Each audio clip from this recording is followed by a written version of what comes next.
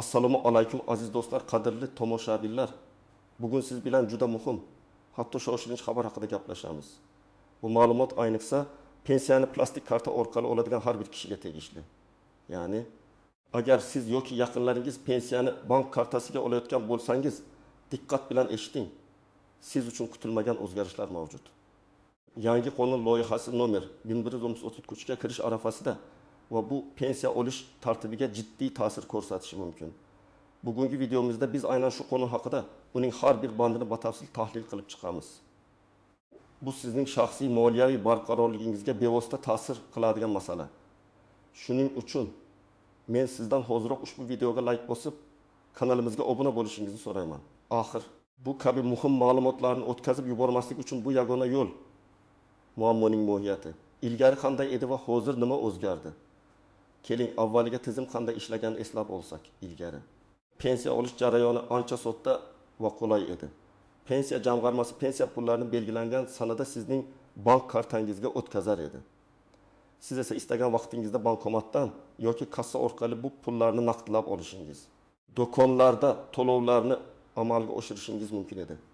Ko'pchilik uchun bu jarayon qog'ozbozlik va navbatlarsiz amalga oshardi. Bank kartasining o'zi pensiya olish uchun asosiy vosita bo'lib xizmat qilar edi. Ba'zi holatlarda keksa yoshdagilar yoki jismoniy imkoniyat cheklanganlar uchun pensiya pulini olib berish vazifasi yaqin qarindoshlar yoki vasiylarga yuklatilar edi. Ular ham pensiya egasining kartasidan erkin foydalana olar edi. Bu amaliyot ko'p yillar davomida uzluksiz davom etdi va aholi bunga o'rganib qoldi. Biroq bu qulay tizimda ham xavflar yuzaga keldi. Masalan, pensiya oluvchilarning kartalaridan noqonuniy foydalanish holatlari kuzatildi.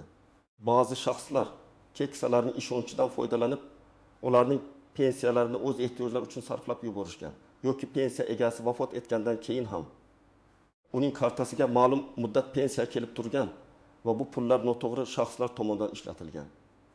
Shuningdek, ba'zan pensiya jamg'armasi ma'lumotlar bazasidagi eskirgan ma'lumotlar tufayli pensiya olishda chalkashliklar yuzaga kelardi. Davlat bu kabi holatlarning oldini olish va fuqarolarning ijtimoiy himoyasini kuchaytirish maqsadida yangi qonun loyihasini ishlab chiqdi.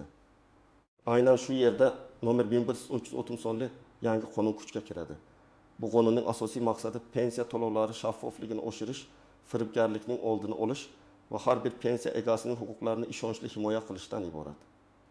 Yangi qonun pensiya oluvchilardan o'zlarining shaxsiy ma'lumotlarini muntazam ravishda tasdiqlashlarini, shuningdek pensiya kartasidan foydalanish tartibiga oid yangi talablarga rioya qilishlarini talab qiladi. Eng muhimi, endi har bir pensiya egasi ma'lum bir muddatda o'z shaxsini tasdiqlashi va pensiya kartasiga bog'liq ma'lumotlarni yangilash shart bo'ladi. Bu qoidaga amal qilmagan taqdirda pensiya to'lovlari vaqtincha to'xtatib qo'yilishi mumkin. Bu albatta ko'pchilik uchun kutilmagan vaziyat bo'lishi mumkin. Ammo bu chora-tadbirlar sizning pulingizni himoya qilishga qaratilgan. Asosiy qism 1. Nimalarni bilish kerak, kim xavotirlanishi kerak va kim xavotirlanmasa ham bo'ladi.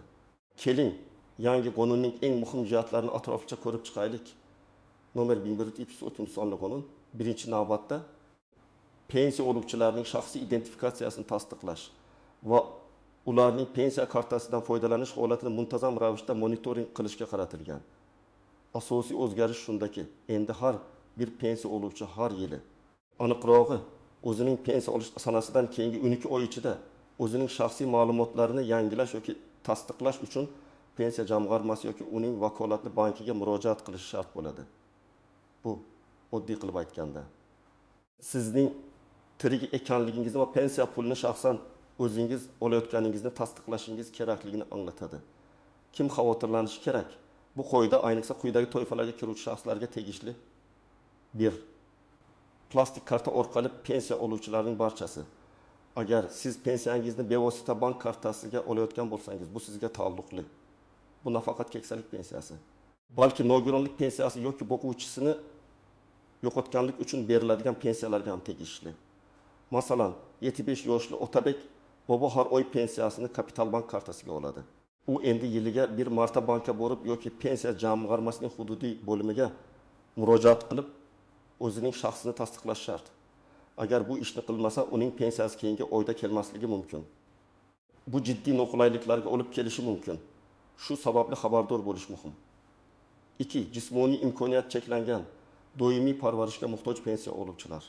Agar siz yolg'iz yashaydigan yoki nogironligingiz tufayli uydan chiqib keta olmaydigan pensiya egasi bo'lsangiz, sizning yaqinlaringiz yoki vasiylaringiz ushbu jarayonni amalga oshirishga yordam berishlari kerak bo'ladi.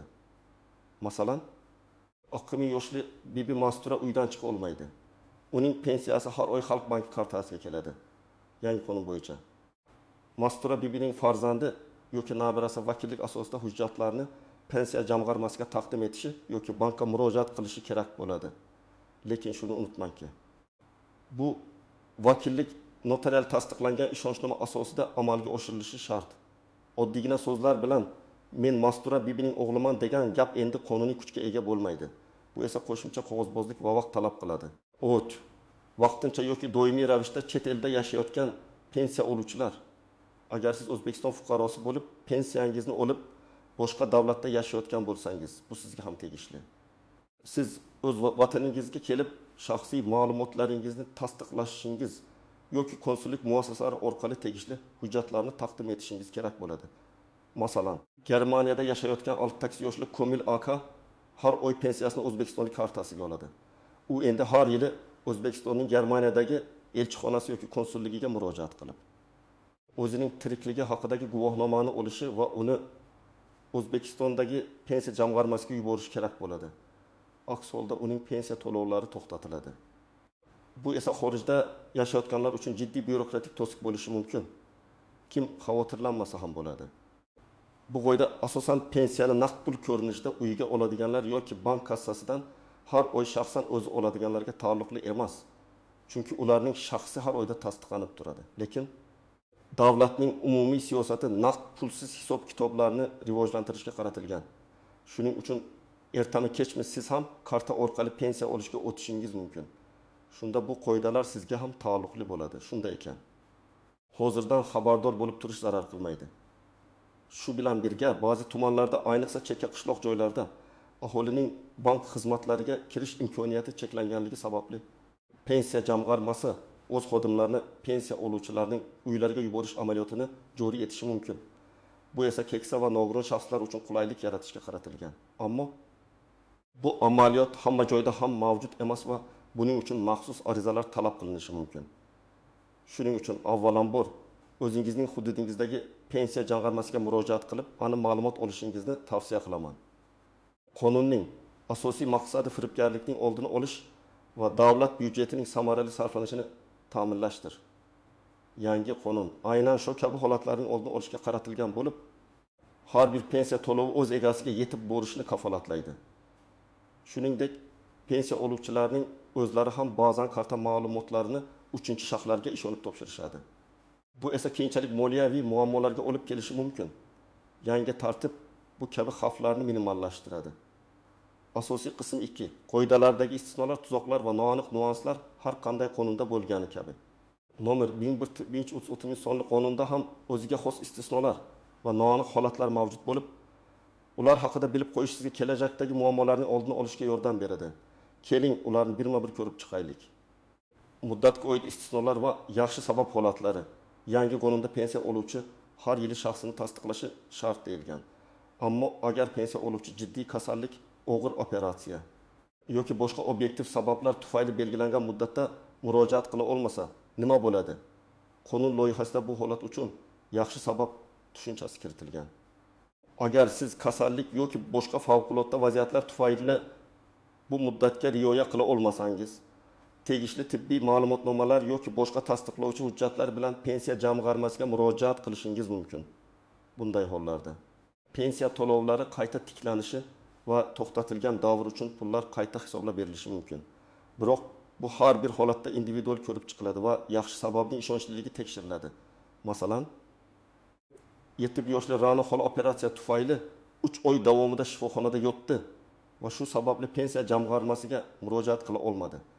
U shifoxonadan chiqqandan so'ng shifokor ma'lumotnomasini taqdim etib, pensiya to'lovlarini qayta tiklashi va o'tkazib yuborilgan oylar uchun pulini olishi mumkin.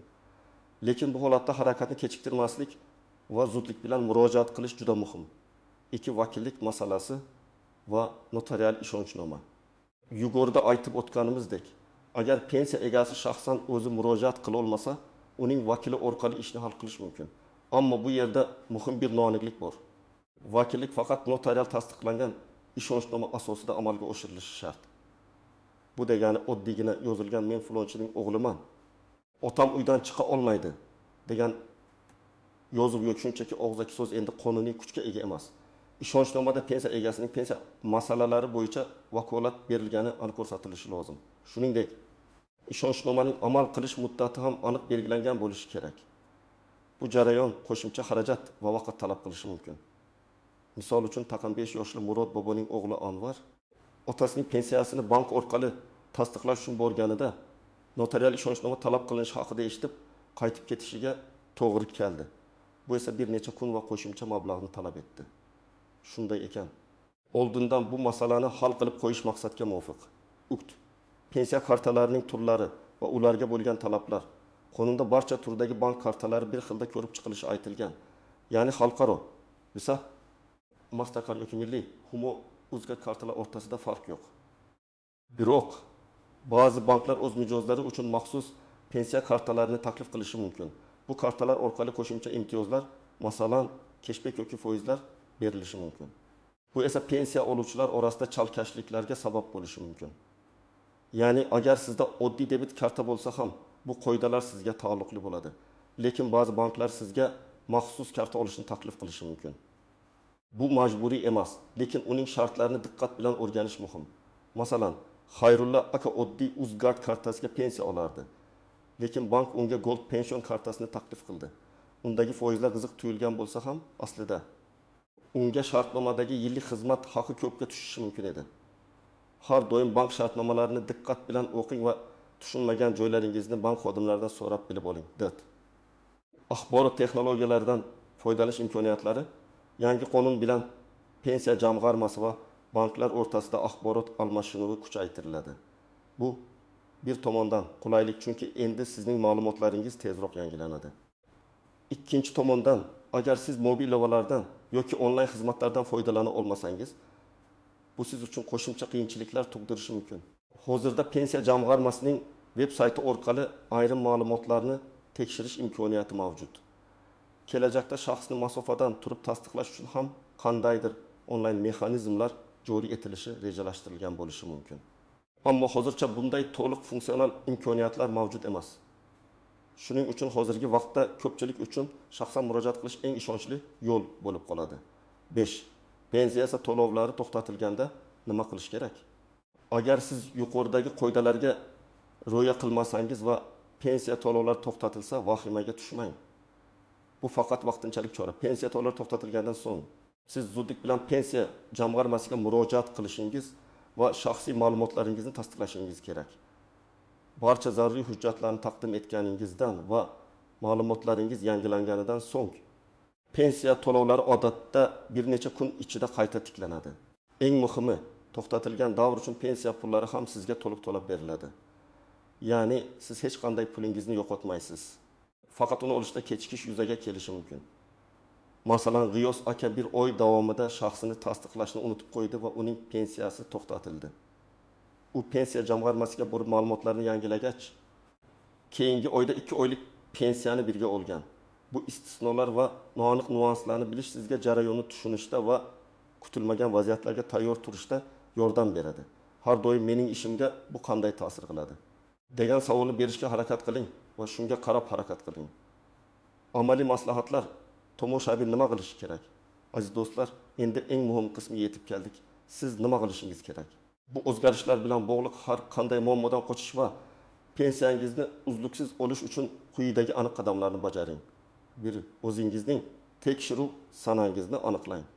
Birinchi va eng muhim qadam bu sizning pensiya kartangizga pullar tushadigan oyni eslab qolish va aynan shu oydan keyingi 12 oy ichida pensiya jamg'armasiga yoki vakolatli bankka murojaat qilib shaxsingizni tasdiqlashingiz kerak.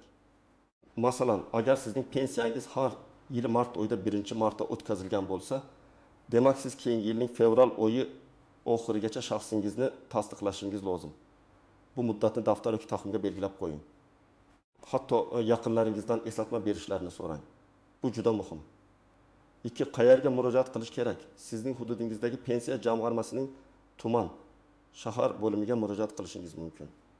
Yoki siz pensiya kartasini olgan bank filialiga borishingiz ham mumkin. Eng ishonchli yo'l avval pensiya jamg'armasi bo'limiga qo'ng'iroq qilib aniq ma'lumot olish. Ular sizga aynan qaysi idoraga borish kerakligini va qaysi banklar bilan hamkorlik qilishayotganini aytib berishadi. Bu sizning vaqtingizni tejaydi. Qanday hujjatlar kerak bo'ladi? Odatda sizdan quyidagi hujjatlar talab qilinadi. Pasport yoki shaxsni tasdiqlovchi boshqa hujjat, bu eng asosiysi. Pasportingizning amaldagi muddatini tekshirib oling. Pensiya guvohnomasi, bu ham pensiya oluvchiligingizni tasdiqlovchi muhim hujjat. Pensiya kartasi. O'zingizning pensiya kartangizni ham o'zingiz bilan olib borishingiz kerak. Ba'zan banklar karta raqamlarini tasdiqlashni so'rashi mumkin. Agar vakil orqali murojaat qilsangiz, vakilning pasporti va notarial tasdiqlangan ishonchnoma shart. Ishonchnomada vakilga pensiya masalalari bo'yicha vakolat berilganligi aniq ko'rsatilishi kerak. 4 nimalarni yozish kerak. Pensiya jamg'armasida sizdan odatda standart shakldagi ariza to'ldirish so'raladi. Bu arizada siz o'z shaxsiy ma'lumotlaringizni, F-ish, pasport ma'lumotlari, yashash manzili, telefon raqami va pensiya kartangiz raqamini kiritasiz. Asosan bu sizning o'z shaxsingizni va pensiya olishni davom ettirish istagingizni tasdiqlovchi hujjat hisoblanadi. Agar bankka murojaat qilsangiz ham ular sizga shu kabi blankani berishi mumkin. Eng asosiysi, har bir qatorni diqqat bilan o'qib chiqing va tushunmagan joyingizni xodimdan so'rashdan tortinmang. 5. Eslalatma va bildirishnomalarni yo'lga qo'ying.